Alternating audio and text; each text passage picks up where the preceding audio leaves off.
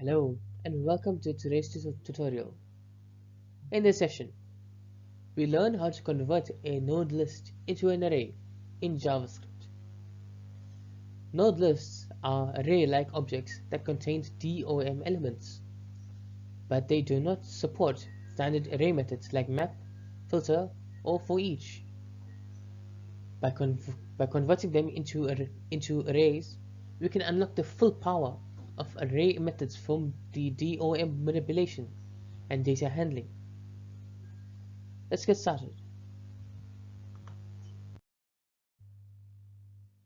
When working with the DOM, we often use document query selector all or child nodes, which return node lists.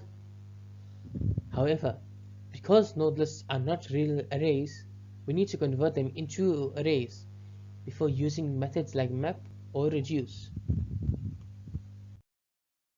This function uses array prototype slice call NodeList, which tricks the NodeList into behaving like an array.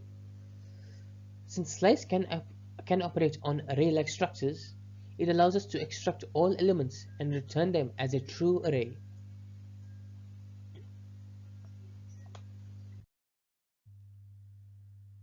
This approach ensures that any node list, whether from document query selector all or child nodes, is converted into an array, allowing us to use powerful array methods like map, filter, and for each.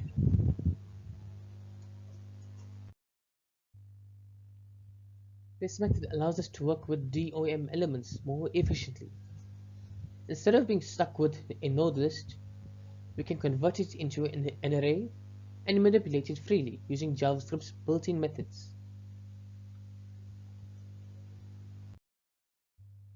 This technique is widely used in event handling, UI manipulation, and performance optimizations. By converting node lists into arrays, we gain full access to array methods that simplify complex DOM operations.